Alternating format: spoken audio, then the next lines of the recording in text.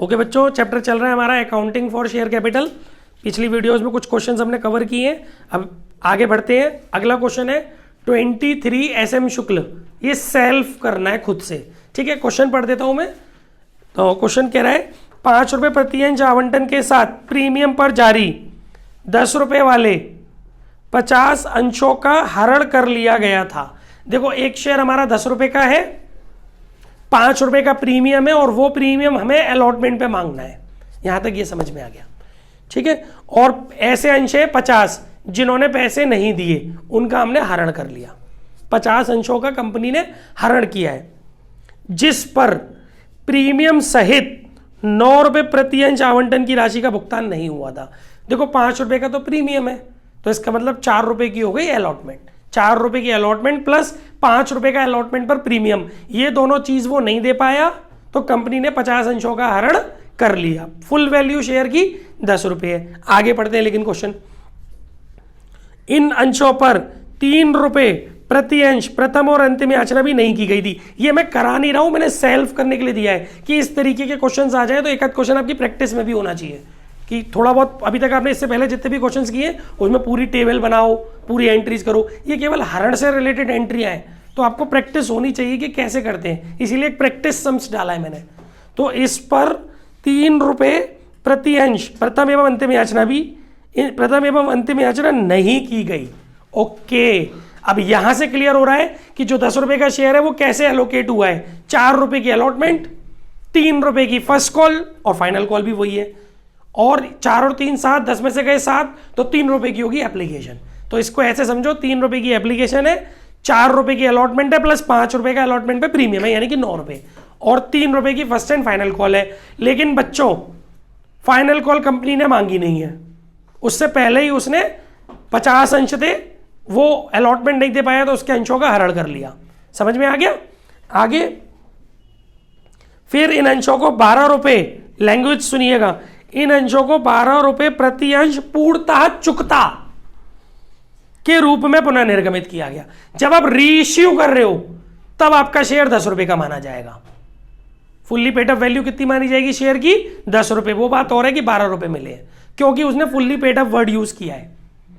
तो इसका मतलब जो फाइनल कॉल आपने नहीं की थी, री इश्यू का उससे कोई मतलब नहीं होगा, री इश्यू का। ठीक है, करना क्या है क्वेश्चन के अंदर, रोज नामचा प्रविष्टियां दीजिए। तो गाइस ओरली बता देते हैं, इक्विटी शेयर कैपिटल होगा डेबिट, हरण की एंट्री होगी पहले, इक्विटी शेयर कैपिटल अकाउंट होगा डेबिट, अमाउंट रहेगा बच्चों इक्विटी शेयर कैपिटल के अंदर, कॉल्ड अप वैल्यू डाली जाती है। यहां पर एक शेयर की जो कॉल्ड अप वैल्यू है, called up value share capital मतलब called up value face value की होनी चाहिए, ना कि प्रीमियम की।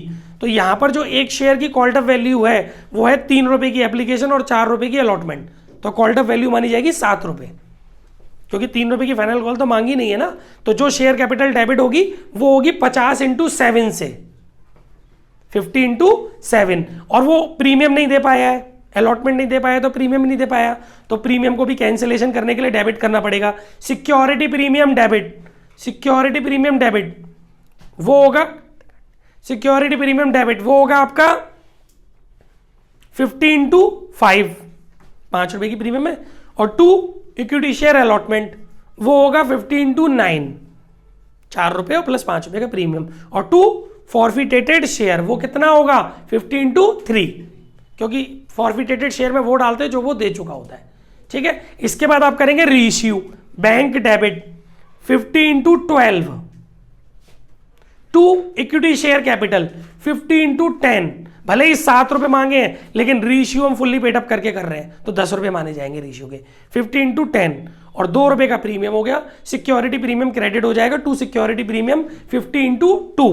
फिर जो आपका फॉरफिटेटेड शेयर अभी आपने क्रेडिट किया था हरण की एंट्री में 50 × 3 यानी 150 रुपए, वो पूरा की पूरा कैपिटल रिजर्व में ट्रांसफर हो जाएगा। Forfeited share account debit to capital reserve 150 रुपए। ठीक है, ये आंसर है। ये मैंने ओरली करा दिया, घर पे कॉपी में आप कर लेना। ठीक है गाइज, क्लियर हो गया? कोई दिक्कत हो तो पूछ सकते हो। हाँ जी, अब हमारा नेक्स्ट क्वेश्चन है गाइज, इसके बाद प्रैक्टिकल 27 SM शुक्ल, ये भी आपको खुद करना है। क्वेश्चन पढ़े देता हूं मैं, ये फॉर प्रैक्टिस डाले हैं मैंने, ये सेल्फ वाले जो क्वेश्चन है ये फॉर प्रैक्टिस है, करना जरूर। हर तरीके के क्वेश्चंस को आपको करने का राइट तरीका मिलेगा। Who is this? Keep quiet, video still going on. Okay, practical 27 में देखिए, ACE प्राइवेट लिमिटेड ने 10 रुपए वाले 1 लाख अंशों के निर्गमन के लिए प्रविवरण जारी किया। 1 लाख शेयर पब्लिक को ऑफर किए कंपनी ने। इन अंशों का सममूल्य पर निर्गमन किया गया, फेस वैल्यू पर शेयर, मतलब पार पर शेयर इश्यू कर रहे हैं। 3 रुपए एप्लीकेशन पर, 4 रुपए आवंटन पर, 2 रुपए प्रथम याचना पर और शेष अंतिम याचना पर। तो शेष कितना बचा? 3 और 4 7 और 2 9, 1 रुपये आपका फाइनल कॉल पर है। 3 4 2 1, 4 इंस्टॉलमेंट्स है। आवेदन पर 1,20,000 अंश प्राप्त हुए, ओवर सब्सक्रिप्शन है। निम्नलिखित आधार पर आवंटन किया गया। इसमें बच्चों कैटेगरी है, बस इसकी कैटेगरी समझा दे रहा हूं मैं, ध्यान से सुनना। देखिए, इसमें जो कैटेगरी है ना, वो 2 कैटेगरी है, इनफैक्ट 3 कैटेगरी है। 1,20,000 शेयर पर हमने 1 लाख अंश को किस तरीके से अलॉटमेंट करना है वो समझिए। 20,000 अंशों के प्रार्थियों को आवंटन पूर्ण, मतलब जिन्होंने 20,000 शेयर मांगे उनको फुल यानी कि 20,000 शेयर। यह नंबर ऑफ अप्लाइड है, या एप्लीकेंट है, या अलॉटेड है, या एप्लीकेंट है या शेयर होल्डर है, या नंबर ऑफ अप्लाइड शेयर है या नंबर ऑफ अलॉटेड शेयर है। जिन लोगों ने 20,000 शेयर मांगे उन लोगों को पूरे 20,000 अंश दे दिए गए, फर्स्ट कैटेगरी क्वेश्चन में दिए। इसके बाद फिर 40,000 अंशों,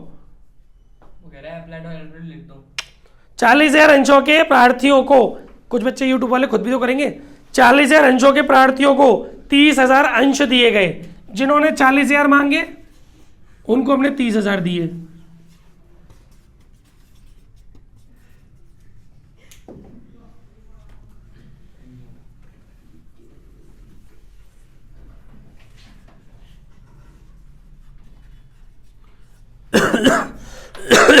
जिन्होंने 40,000 शेयर मांगे उनको हमने 30,000 शेयर दिए।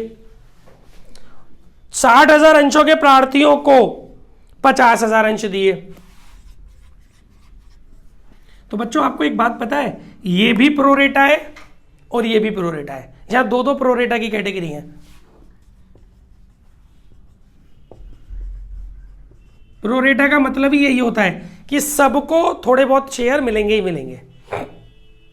ठीक है, देखो जिनको फुल दिए उससे तो कोई मतलब ही नहीं है। ये आप प्रोरेटा की तरीके से सॉल्व करेंगे, मैंने पहले की वीडियोस में कवर किया है। ये भी आप प्रोरेटा की तरीके से सॉल्व करेंगे। आगे बोल रहा है, आवेदन पर प्राप्त की गई राशि आवंटन पर देय राशि के लिए समायोजित की जाएगी। ये भी आप ध्यान रखना कि जितना एक्सेस मनी बचेगा वो केवल अलॉटमेंट पर एडजस्ट होगा, उसके बाद भी अगर बचेगा तो वो रिटर्न कर दिया जाएगा, अगर नहीं बचेगा तो कोई बात ही नहीं है। Excess of application money should be adjusted towards allotment only. अगर if any surplus still remains it will be refunded to the applicant और share holder. It will be refunded to the share holder not applicant, क्योंकि हर एक बंदे को share मिल रहे हैं। ठीक है, इसके बाद अंशों पर पूर्ण राशि मांगी गई थी और उन पर भुगतान प्राप्त हुआ, सिवाय 4,000 अंशों के प्रार्थियों जो कि 40,000 अंशों के समूह से संबंधित है। मतलब इस वाले ग्रुप में एक व्यक्ति है जिसने 4,000 अंशों के लिए आवेदन किया था,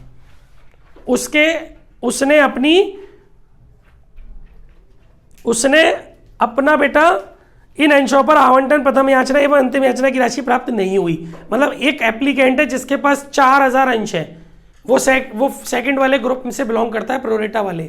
ठीक है, तो उसके पास उसने 4,000 अंश के लिए आवेदन किया था, ना उसने अलॉटमेंट दिया, ना उसने फर्स्ट कॉल दी, ना ही उसने सेकंड कॉल दी। तो बच्चों मैंने सिखाया तो है, पीछे की वीडियो में आपको सिखाया है कि नंबर ऑफ अप्लाइड शेयर अगर डिफॉल्टर के दिए हो तो नंबर ऑफ अलॉटेड कैसे निकालते हैं। पीछे की वीडियोस देखिए, सब समझ में आएगा। नंबर ऑफ अप्लाइड शेयर अगर डिफॉल्टर के दिए हो तो नंबर ऑफ अलॉटेड कैसे निकालते हैं। ठीक है, और उसके बाद amount which not received on allotment from defaulter कैसे निकालते हैं। Amount not received on first call, amount not received on second call by defaulter या फ्रॉम डिफॉल्टर, वो कैसे निकालते हैं, वो सब कुछ आपको पीछे की वीडियोस में बताया गया है। इसीलिए ये एक रिवीजन क्वेश्चन है। ठीक है, संचालक मंडलों ने उन सभी अंशों का हरण किया जिसने याचना की राशि प्राप्त नहीं हुई थी, हरण कर लिया। तो यही थे, इनको पहले तो अलॉटेड शेयर निकाल के इनके अंशों का हरण कर लिया, फिर जब्त किए गए अंशों में से 2000 अंश 8 रुपए के हिसाब से पूर्ण चुकता मूल्य पर जारी कर दिए। ये वाला कॉन्सेप्ट भी मैं पीछे करा चुका हूं कि फॉरफिटेड ज्यादा किए और रीइश्यू कम किए, करा दिया है ना, तो वो वाला कॉन्सेप्ट भी आप उस वीडियो में से समझ लोगे, ठीक है। और डिस्काउंट पे रीइश्यू किए, 10 का शेयर 8 रुपए में रीइश्यू किया है, ठीक है गाइज। ACE प्राइवेट लिमिटेड की लेखा पुस्तकों में जनरल प्रविष्टियां कीजिए, तो बड़े आराम से आप इस क्वेश्चन को कर लोगे, ठीक है ना। आगे बढ़ते हैं अब नेक्स्ट क्वेश्चन गाइज। अब हमारा अगला क्वेश्चन है example 15 RC Agarwal full. Example 15 RC Agarwal बेटा फुल। देखिए क्वेश्चन में कह रहा है एक कंपनी का पंजीयन 5 लाख रुपए की अधिकृत पूंजी से हुआ जो कि 10 रुपए वाले अंशों में बटी हुई थी। बच्चों 5 लाख रुपए है और 10 रुपए का एक शेयर है, तो नंबर ऑफ ऑथराइज शेयर आ गया 50,000। 50,000 शेयर कंपनी ज्यादा से ज्यादा इश्यू कर सकती है अगर कंपनी को जरूरत पड़ती है तो। आगे कह रहा है कंपनी ने रमन लिमिटेड का व्यापार 2 लाख रुपए में खरीदा, जिसके लिए 15,000 अंश 10% प्रब्याज पर निर्गमित किए गए। ये जो मैं टॉपिक आपको करा रहा हूं, ये करा रहा हूं issue of share consideration other than cash. अंशों के नकदी के प्रतिफल के अलावा अंशों का निर्गमन, बिना प्रतिफल अंशों का निर्गमन, या नकदी के अलावा अंशों का बिना प्रतिफल निर्गमन। हम शेयर इश्यू कर रहे हैं, बदले में कैश नहीं ले रहे, पर शेयर इश्यू कर रहे हैं। तो वो क्या क्या वजह होती हैं जब हम शेयर इश्यू करते हैं जिसके बदले हमें कैश नहीं मिलता, तो ये वो कॉन्सेप्ट है। सुनिए, तो कंपनी ने क्या किया, कंपनी ने रमन लिमिटेड का, बहुत ध्यान से सुनना, इसमें 2-3 क्वेश्चन है मुझे कवर कराने हैं। कंपनी ने रमन लिमिटेड का व्यापार 2 लाख रुपए में खरीदा। कंपनी किसी का बिजनेस टेक ओवर कर रही है, रमन का, 2 लाख रुपए में। अब ये तो हमें क्लियर हो गया कि व्यापार कितने में खरीद रहे हैं, परचेज कंसिडरेशन क्या है, क्रय प्रतिफल क्या है, 2 लाख रुपए। अब हम उनका पेमेंट कैसे करेंगे, जिसके लिए 15,000 अंश 10% प्रब्याज पर निर्गमित किए। हमने इनसे कहा कि भाई बदले में हमारी कंपनी के शेयर ले लो, और नंबर ऑफ शेयर भी हमने इन्हें बता दिए कि हम आपको 15,000 शेयर देंगे। वैसे हमारा एक शेयर 10 रुपए का है, हम आपको 10% प्रीमियम पर देंगे, ठीक है, तथा शेष नगद भुगतान करेंगे हम इनको। क्लियर हो रहा है। और लास्ट में क्वेश्चन में कह रहा है कि प्रविष्टियां कीजिए, तो पहले इसी की प्रविष्टि कर दूं फिर आगे पढ़ूंगा क्वेश्चन। देखिए एग्जाम्पल 15 RC गाइस, जब कंपनी किसी का बिजनेस क्या खरीदा था, कंपनी ने इसमें बेटा 2 लाख रुपए में कंपनी ने व्यापार खरीदा था। तो देखो, चाहे तो आप वैसे आपके कोर्स में, मैं आपके कोर्स के अकॉर्डिंग करा देता हूं, असेट्स लिख लेना। वैसे हम किसी का बिजनेस खरीदते हैं ना, तो बिजनेस परचेज डेबिट होता है, लेकिन विद आपके कोर्स में लेवल थोड़ा छोटा है आपकी क्लास में, तो ये माना जाता है आपकी क्लास में कि जब हम किसी का व्यापार खरीद रहे हैं और दायित्वों के बारे में कुछ नहीं बोला तो दायित्व नहीं है, तो आपके क्लास में आप इसको असेट्स बोल सकते हो। वैसे जब आप बड़ी क्लासेस में जाओगे तो इसकी जो एंट्री होती है वो बिजनेस परचेज अकाउंट डेबिट होती है।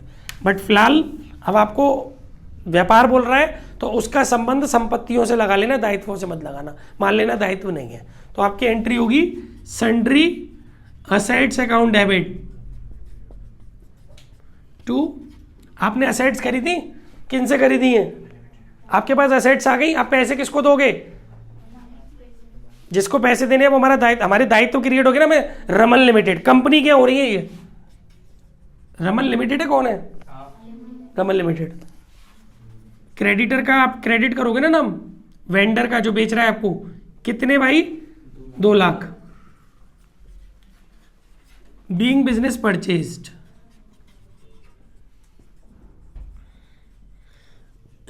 ये आपने बिजनेस परचेज करने की एंट्री की है।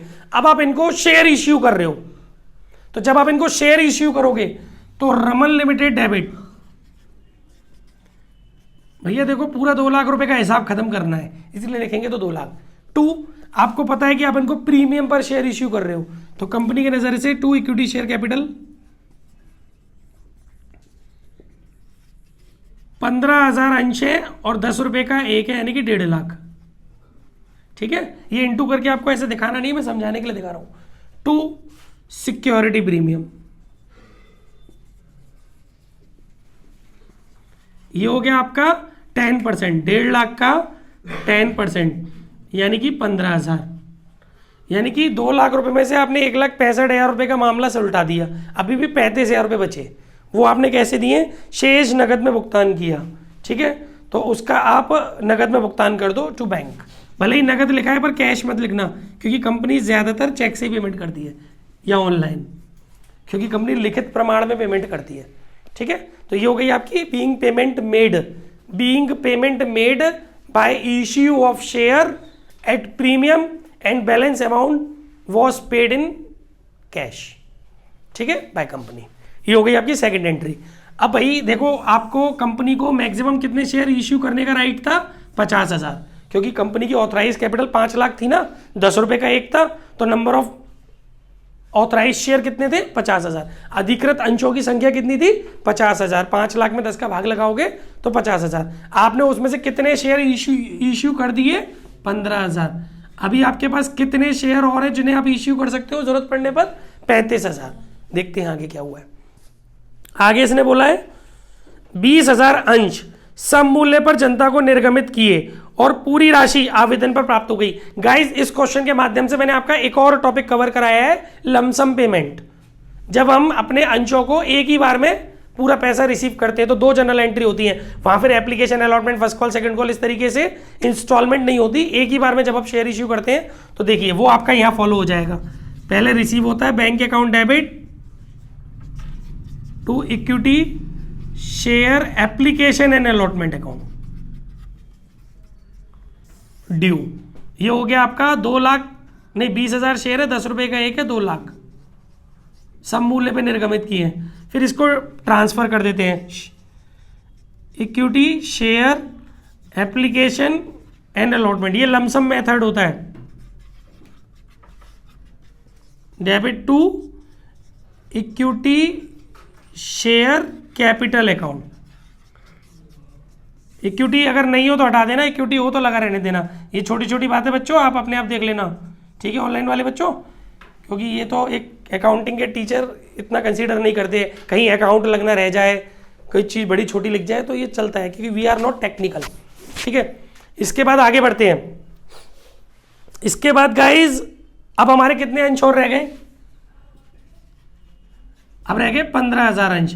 अगर हमें जरूरत पड़ती है तो 15,000 शेयर हम और इस्तेमाल कर सकते हैं। देखो इसने क्या किया है, ये कह रहा है कंपनी ने अपने प्रवर्तकों को उनकी सेवाओं के लिए 400 अंश निर्गमित किए। प्रवर्तक यानी कि प्रमोटर। प्रवर्तक वो होते हैं जब कंपनी अपने आपको स्थापित करती है तो कंपनी के अंशों को बिकवाते हैं, ये कंपनी की स्थापना कराते हैं। प्रवर्तक वो होता है जिसको कंपनी के निर्माण का सबसे पहले विचार आता है, जो कंपनी के निर्माण में पूरा सहयोग करता है। तो बदले में वो कंपनी से क्या ले रहा है? अपना मेहनताना किस रूप में ले रहा है? अंशों के रूप में ले रहा है। तो कंपनी के नजरिए से देखो, उसे प्रवर्तक के नजरिए से मत देखो। कंपनी जो उसे अंश देगी, बदले में कंपनी को लिखित में तो मतलब फिजिकली तो कुछ नहीं मिला, तो कंपनी इसको गुडविल बोलती है। प्रवर्तकों को दिए गए अंश कंपनी के लिए गुडविल कहलाते हैं। तो कंपनी की गुडविल क्रिएट हो गई, यानी कि ये माना जाएगा कि कंपनी ने एक तरीके से प्रवर्तकों के माध्यम से अपनी गुडविल खरीदी है। ठीक है, अंश देख करके उन्हें उनसे बदले में कैश नहीं मिलेगा प्रवर्तकों से हमें, तो हमारी गुडविल क्रिएट हो गई। Goodwill account debit to share capital. Equity है तो इक्विटी, नहीं है तो नहीं, देख लेना आप। 400 अंश है, 10 रुपए का एक है। ठीक है बच्चों, बाकी इस क्वेश्चन में और कुछ नहीं है। इसने प्रविष्टियां पूछी और देखो चिट्ठा बनाने के लिए बोला है। अब आप इसका चिट्ठे का भी प्रोसीजर देख लो, चिट्ठे में किस तरीके से दिखाते हैं। देखो बेटा, चिट्ठा बनेगा तो पहले आपका ये छोटा सा चिट्ठा बना देते हैं, ये नोट्स टू अकाउंट, ये अमाउंट का कॉलम हो गया। ठीक है, 2 कॉलम बनते हैं, करंट ईयर का, प्रीवियस का। प्रीवियस में तो हम डालते नहीं है डेटा। पर्टिकुलर्स, ये बैलेंस शीट हो गई, नोट नंबर, ठीक है, पर्टिकुलर नोट नंबर, डेट क्या है 31 मार्च, एज ऑन 31 मार्च, ईयर दिया नहीं है शायद क्वेश्चन में, ठीक है। और ये प्रीवियस ईयर हो गई आपके, करंट ईयर हो गया, ये प्रीवियस ईयर हो गया, amount current year previous year. अब सुनिए, सबसे पहले आप डालेंगे इक्विटी एंड लायबिलिटीज।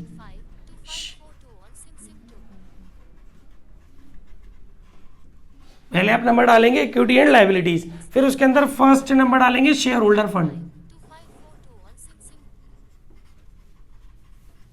इसके अंदर आप पहला नंबर डालेंगे शेयर कैपिटल, इसके अंदर आप नोट नंबर डालेंगे 1, ठीक है। अब यहां पर नीचे नोट्स टू अकाउंट्स में आ जाएंगे आप,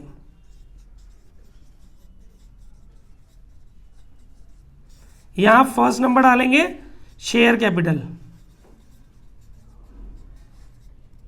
ठीक है, यहां फर्स्ट नंबर डालेंगे शेयर कैपिटल। फिर आप यहां पर डालेंगे ऑथोराइज्ड कैपिटल, जो कि इस क्वेश्चन में है 50,000 शेयर्स ऑफ ₹10 ईच।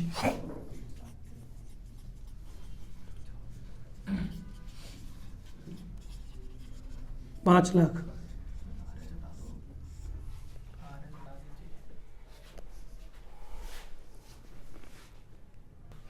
हाँ जी, तो ये हो गया आपका 5,00,000 रुपए। फिर आप इसका अगला आएगा, इसके बाद आपका अगला आएगा इश्यूड, ध्यान से देखना इसमें थोड़ा सा पंगा होगा, ठीक है। अगला आएगा आपका इश्यूड कैपिटल।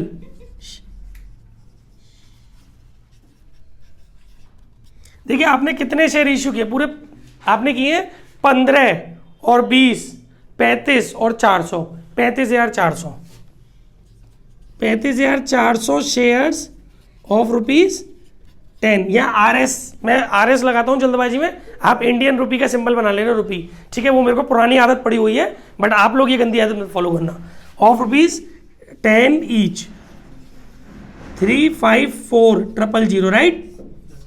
इसके बाद आप अगला बनाओगे सब्सक्राइब्ड कैपिटल। अब यहाँ जगह तो है नहीं है, एक आधा एंट्री रफ करके यहाँ बना लेते हैं। देखो बच्चों, एक आधा एंट्री का अमाउंट तो हमें पता है, यहां बाकी का पोर्शन यहां लगा लेते हैं, इसके आगे का ना। इसके बाद फिर आपका यहां आ गया थर्ड नंबर सब्सक्राइब्ड कैपिटल। यहां हरड़ वरड़ का तो कोई सीन है नहीं है, तो एक ही कॉलम खोलेगा सब्सक्राइब्ड एंड फुल्ली पेड।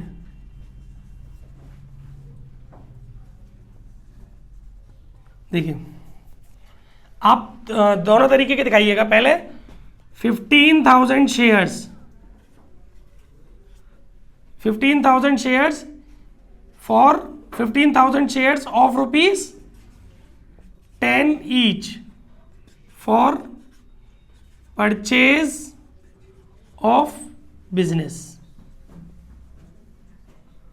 ठीक है। ये हो गया आपके 1,50,000, ठीक है बच्चों। फिर 20,000 shares of ₹10 each for cash, लिखना चाहो तो लिख सकते हो, ये हो गया 2,00,000, ठीक है। फिर 400 shares of ₹10 each issued to promoters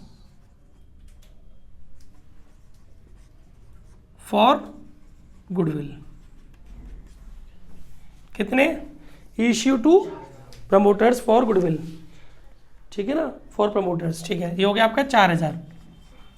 ये आपका टोटल बना 3,54,000, ठीक है। ये अमाउंट आपका उठ के यहां आ जाएगा।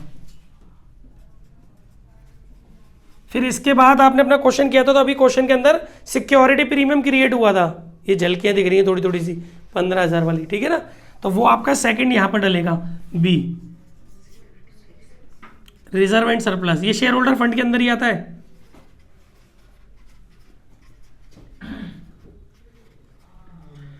इसमें नोट नंबर 2, ठीक है। अब यहां आ गया आपका second number reserve and surplus.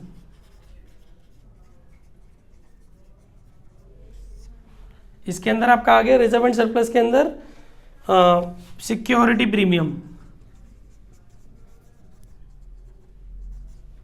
15,000।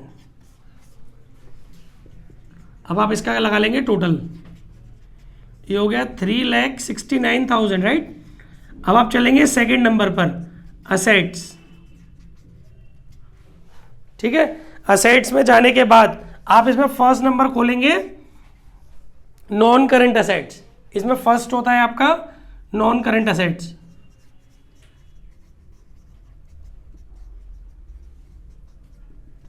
ठीक है, नॉन करंट असेट्स के अंदर आप खोलेंगे इसके अंदर फिक्स असेट्स। फिक्स असेट्स आपने कितने की खरीदी थी क्वेश्चन में? फिक्स असेट्स आपने खरीदी थी ना, यहाँ पर कितने रुपए की थी आपकी? फिक्स असेट्स में भी आप दो खोल सकते हो, टेंजिबल। टेंजिबल आपकी कितनी थी? 2 लाख रुपए की असेट्स खरीदी थी ना आपने, 2 लाख। और बी पॉइंट इसके अंदर ये फर्स्ट हो गया, इसके अंदर सेकंड हो गया इंटेंजिबल। ये आप नोट्स टू अकाउंट में भी दिखा सकते हो, इंटेंजिबल। एक आध पॉइंट तो डायरेक्ट इसमें भी दिखा सकते हो गुडविल करके। इसमें आ गया आपका 15,000, नहीं 4,000, सॉरी, ये प्रमोटर को दिए थे वो चीज़ है बच्चों। ठीक है, इसके बाद आपका नेक्स्ट पॉइंट खुलेगा, फर्स्ट ये हो गया, सेकंड पॉइंट खुलेगा करंट एसेट्स। ये थोड़ा सा नोट्स टू अकाउंट्स हटा दे रहा हूँ, अभी आपको बोर्ड पे दिख रहा होगा। ठीक है, प्रैक्टिस तो ही गई। अब आप देखिएगा सेकंड आ गया आपका करंट एसेट्स।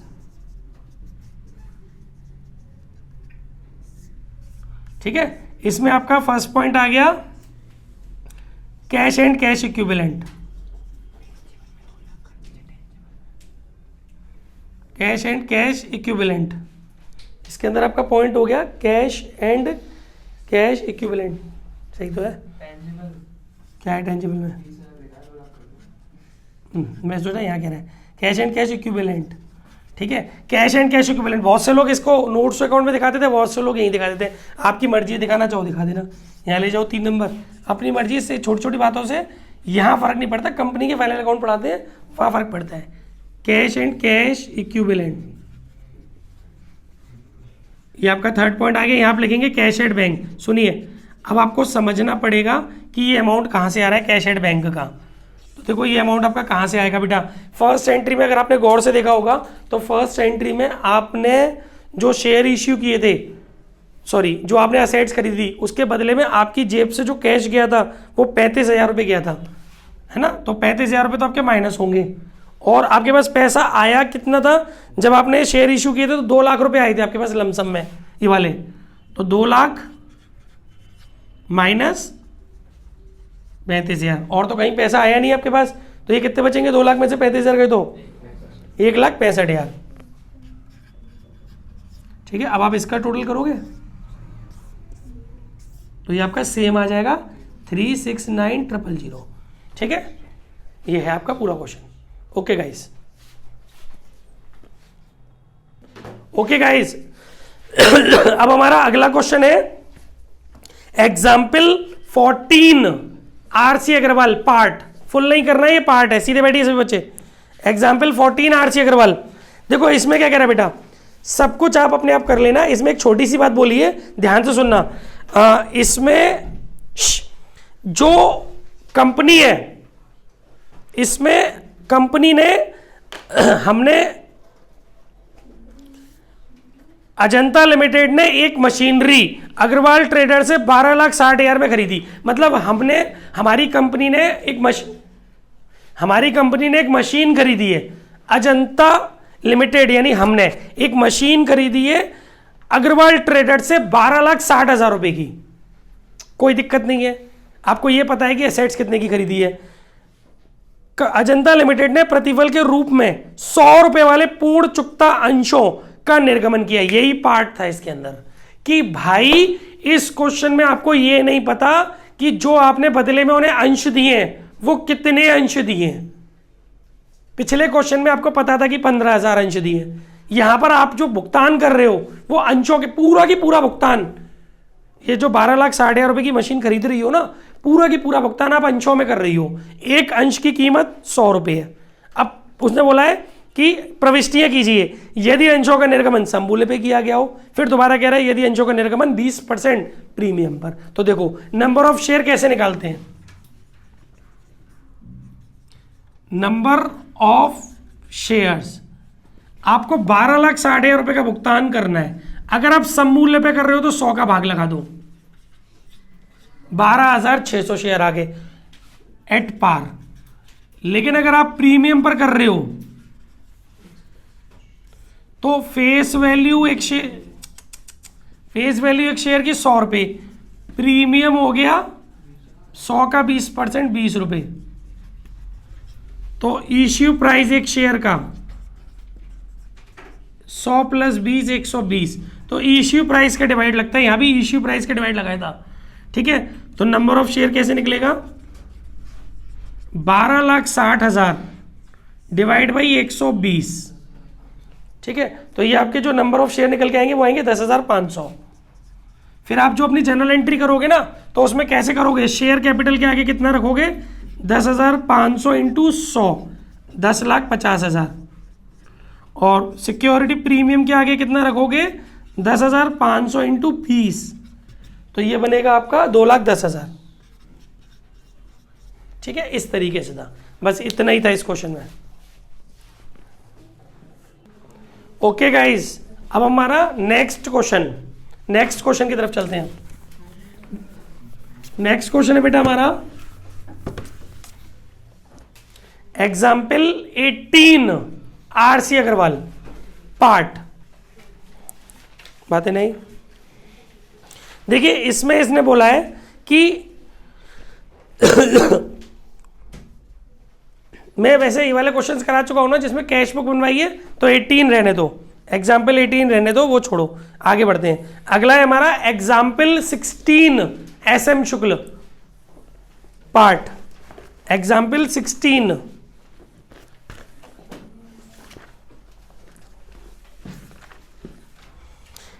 बेटा इसके अंदर क्वेश्चन में ये बोला जा रहा है कि पार्ट क्या सुनना है, ध्यान से सुनिएगा। कंपनी ने 4,000 अंश 10 रुपए वाले अभिगोपकों को अभिगोपन सेवाओं के बदले निर्गमित किए। सिर्फ इस पार्ट को समझिए, जैसे अभी मैंने आपको प्रवर्तक वाला समझाया था ना, अब की बार क्या हुआ है, कंपनी अंडर राइटर्स, अभिगोपक मतलब अंडर राइटर। अभिगोपक कौन होते हैं, जो कंपनी को जब कंपनी की स्थापना होती है तो कंपनी अपने अंशों को निर्गमित करवाती है दलालों के माध्यम से, तो उसमें से कुछ अंश को बिकवाने की गारंटी अंडर राइटर लेते हैं, और वो ये गारंटी लेते हैं कि इतने नंबर ऑफ शेयर हम बिकवाएंगे। अगर वो नहीं बिकवा पाते तो जितने उनके रह जाते हैं उतने उन्हें खुद खरीदने पड़ते हैं। तो ऐसे लोग कंपनी के लिए अभिगोपक कहलाते हैं, अंडर राइटर, और बदले में ये जो अपनी सर्विसेज देने के लिए ये जो अपना रेम्यूनरेशन लेते हैं उसको कंपनी के लिए इनकॉर्पोरेशन एक्सपेंसेस बोला जाता है। कंपनी की स्थापना के वे इनकॉर्पोरेशन, बहुत सी जगह पर प्रिलिमिनरी एक्सपेंसेस भी बोला जाता है, इनकॉर्पोरेशन एक्सपेंसेस। ठीक है, तो कंपनी ने 4,000 अंश 10 रुपए वाले अभिगोपकों को अभिगोपन सेवाओं के बदले निर्गमित किए। तो बच्चों कंपनी की जो जर्नल एंट्री होगी ना, वो होगी इनकॉर्पोरेशन एक्सपेंसेस अकाउंट डेबिट 40,000, ठीक है, टू शेयर कैपिटल 40,000। क्यों, 4,000 अंश अभिगोपकों को अपने सेवाओं के बदले में कंपनी ने दिए। सॉरी मेरी मिस्टेक हो गई, माय मिस्टेक बेटा, थोड़ा सा गलत हो गया। क्वेश्चन में पहले पूरा पढ़ देता हूं, एक बार क्वेश्चन सुन लो, थोड़ी सी गलती होगी। अभिगोपकों को जो हम कमीशन देते हैं वो इनकॉर्पोरेशन एक्सपेंसेस नहीं होता, वो तो अंडर राइटिंग कमीशन होता है। इनकॉर्पोरेशन एक्सपेंसेस एक अलग चीज होती है, वो प्रवर्तकों को जो देते हैं वो गुडविल या इनकॉर्पोरेशन एक्सपेंसेस एक ही बात होती है। थोड़ा सा मिस्टेक हो गया। हम जो अपने प्रमोटर्स को सर्विसेज देते हैं, प्रमोटर से जो सर्विसेज लेती है कंपनी, उसके बदले हम जो प्रमोटर को देते हैं वो कंपनी के लिए इनकॉर्पोरेशन एक्सपेंसेस भी हो सकता है, प्रिलिमिनरी एक्सपेंसेस भी माना जाता है उसको, और उसको गुडविल भी बोला जाता है। कुछ किताबों में आपको वो गुडविल मिलेगा, कुछ किताबों में वो आपको प्रिलिमिनरी एक्सपेंसेस मिलेगा, कुछ किताबों में उसका नाम इनकॉर्पोरेशन एक्सपेंसेस लिखा हुआ है। तो ये वाली बात तो थोड़ी सी गलत हो गई थी, लेकिन फिलहाल जो बात सर आप बता रहे हैं अभिगोपन वाली, उसके लिए क्या करेंगे, उसका नाम होता है अंडर राइटिंग कमीशन। ठीक है, तो कंपनी ने अभिगोपकों से सेवा ली, उसके बदले कंपनी उनको 4,000 अंश 10 रुपए वाला इश्यू करेगी। 2 जनरल एंट्री होंगी इसकी, डायरेक्टली एक भी कर सकते हो, 2 कर तो ज्यादा बढ़िया है। पहली जनरल एंट्री होगी अभिगोपकों का कमीशन ड्यू करने की, यानी underwriting commission account debit to underwriters, underwriting commission account debit to underwriters 40,000। Being commission due to underwriters. अब नेक्स्ट एंट्री में आप इनको शेयर दे रहे हो, ना कि पैसा दे रहे हो, तो underwriters account debit to share capital 40,000, being payment made to underwriters. आगे बात समझ में? इसके बाद नेक्स्ट क्वेश्चन है हमारा और लास्ट क्वेश्चन है आज का, एग्जाम्पल 17 SM शुक्ल फुल। ये क्वेश्चन हमें पूरा समझना है, ध्यान से सुनना। नलिनी लिमिटेड ने एक चालू व्यवसाय 5 लाख रुपए में खरीदा, जिसका भुगतान, ये बहुत अच्छा क्वेश्चन है बच्चों, बहुत ध्यान से सुनना, इसमें दो पॉइंट है, इस क्वेश्चन के अंदर 2 पॉइंट है, ए और बी। पहले मैं इसका ए पॉइंट करा रहा हूं, एग्जाम्पल 17 SM शुक्ल, इसके अंदर 2 पॉइंट है, पहले मैं ए पॉइंट करा रहा हूं।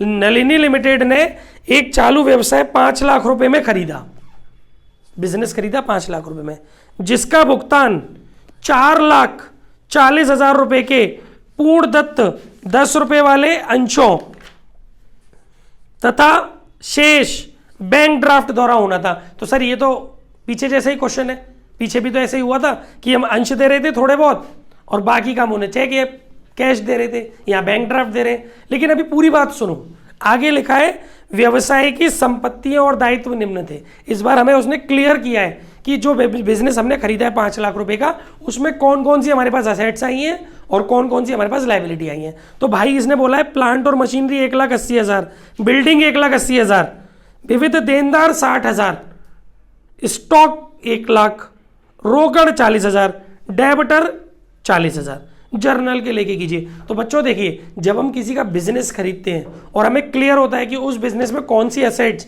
और कौन सी लायबिलिटीज हैं, तो अब हम अपनी जर्नल एंट्री क्या करेंगे, क्या क्या खरीद रहे हो आप इसमें? सबसे पहले प्लांट एंड मशीनरी खरीदो, जो जो एसेट्स आपने ली है वो डेबिट हो जाएंगी। Plant and machinery account debit 1,80,000। ध्यान से देखिएगा, ये क्वेश्चन बहुत अच्छा है, आ सकता है पेपर में। Plant and machinery account debit 1,80,000। Building खरीद रहे हो 1,80,000 की, बिल्डिंग अकाउंट डेबिट 1,80,000। ठीक है साहब। फिर आप क्या खरीद रहे हो बेटा? डेटर्स हैं आपके पास 60,000 रुपए के, जो आप बिजनेस खरीद रहे हो उसमें डेटर्स पड़े हुए 60,000 रुपए के। फिर इसके बाद कैश है आपके पास 40,000 रुपए का।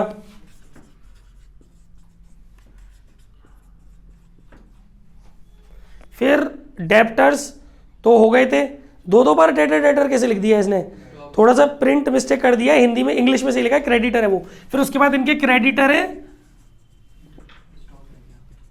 फिर उसके क्रेडिटर दिए हुए क्वेश्चन के अंदर 40,000 रुपए के, और एक असेट्स और दी हुई है स्टॉक। स्टॉक दिया है आपको क्वेश्चन के अंदर 1 लाख रुपए का। गाइस सुनिए, ये तो हो गई जो असेट्स आपके पास आई और जो लायबिलिटीज आपको भुगतान करनी होंगी, जो आप लायबिलिटीज आपके पास आई। अब आप इनको कितने रुपए देने वाले हो? 5 लाख रुपए का बिजनेस खरीदा है ना, तो 5 लाख रुपए ही तो आप इसके अंदर डालोगे। ठीक है, तो जो भी आप उनको देते हो उनका नाम दिया है क्या, किन से खरीदा है आपने? इस क्वेश्चन में नहीं दिया। वेंडर लिमिटेड, टू वेंडर कह देना, टू वेंडर। ठीक है, 5 लाख रुपए। ठीक है, क्योंकि पहले गाइस ड्यू की एंट्री करते हैं, अगली एंट्री में पेमेंट करते हैं। कैसे करेंगे वो सेकंड स्टेप है, पहले कितना करेंगे वो समझो। भैया जरा अपनी एंट्री बैलेंस तो कर लो। जब आपको असेट्स और लायबिलिटीज दी होती है ना, तो आपको डेबिट का टोटल और क्रेडिट का टोटल करके देखना पड़ता है। कभी कभी ये टोटल बराबर आएगा, कभी कभी डेबिट में कमी आएगी, क्रेडिट में वृद्धि आएगी, मतलब डेबिट साइड बड़ी आएगी, क्रेडिट साइड छोटी आएगी। कभी कभी डेबिट साइड छोटी आएगी, क्रेडिट साइड बड़ी आएगी। तो यहाँ क्या हो रहा है देखिए, 1,80, 3,60 और 60, 4,20 और 40, 4,60 और 5,60,000। डेबिट का टोटल आ रहा है 5,60,000। समझिए, आप जो बिजनेस खरीद रहे हो उसमें असेट्स का टोटल है 5,60,000 और आपको जो भुगतान करना है क्रेडिट लायबिलिटी साइड है, क्रेडिट साइड है वो है 5,40,000। इसका मतलब आपके पास, यानी कि आपके पास असेट्स ज्यादा आ रही हैं और लायबिलिटीज आपकी तरफ कम है, तो वो आपका फायदा है, उसे बोलते हैं कैपिटल रिजर्व। जो डिफरेंस आता है वो आपको कैपिटल रिजर्व में डालना पड़ता है। ये चेक करना पड़ेगा आपको 20,000 का, ये मानी जाएगी आपकी फर्स्ट एंट्री। अगर असेट्स आपके पास ज्यादा आ गई और पेमेंट आपने कम करने वाले हो, तो जो डिफरेंस है वो आपका फायदा है, वो चला जाएगा, वो पूंजीगत लाभ है, कैपिटल रिजर्व माना जाएगा। ठीक है, अब आप पेमेंट करो, ये एंट्री ड्यू की हो गई, बिजनेस परचेज। अब आप इसका पेमेंट करो। Second entry, vendor debit 5 lakh. Question में लिखा है कि आप उसको 4,40,000 रुपए के तो अंश दे रहे हो, तो टू शेयर कैपिटल, इक्विटी है तो इक्विटी लगा देना 440, बाकी का भैया आप उसको पेमेंट कर रहे हो टू बैंक, बैंक ड्राफ्ट दे रहे हो उसको। ये हो गई आपकी सेकंड एंट्री। आई थिंक समझ में आ गई होगी। ठीक है बच्चों, इसकी फोटो शोटो ले लो, फिर मैं इसका सेकंड पार्ट करा रहा हूं। देखो वीडियो चल रही है।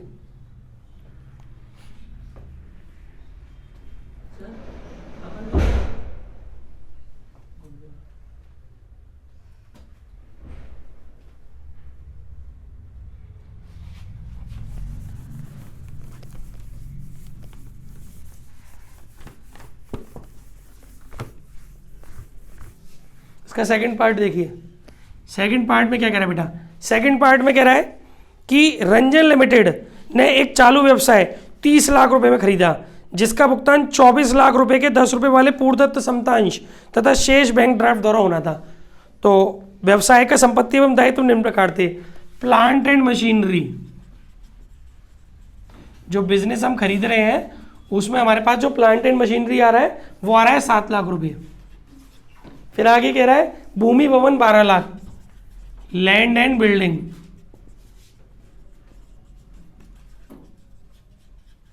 फिर आगे कह रहा है स्टॉक 9 लाख,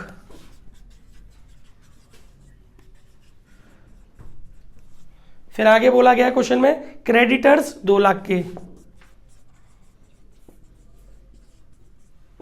और जो आपने बिल्डिंग जो आपने बिजनेस खरीदा है वो 30 लाख रुपए में टू वेंडर। ठीक है, अब आप समझो, एंट्री को बैलेंस करो। 7 और 12 19, 19 और 9 28 लाख, और ये हो रहा है 30 और 2 32। इस बार क्रेडिट ज्यादा है, मतलब आप पेमेंट ज्यादा कर रहे हो और आपको असेट्स कम मिल रही है, तो उस कंडीशन में आपका लॉस हो रहा है, जिसको आप लोग गुडविल बोलोगे, क्योंकि ये माना जाएगा कि बाकी का आपने उसका बिजनेस खरीदने के लिए उसको गुडविल दी होगी। 4 लाख रुपए की हो गई यहाँ पर गुडविल। आई होप समझ में आ गया होगा। बाकी पेमेंट करने की एंट्री तो आप कर लोगे, अपने आप कर लेना। ठीक है, चलिए।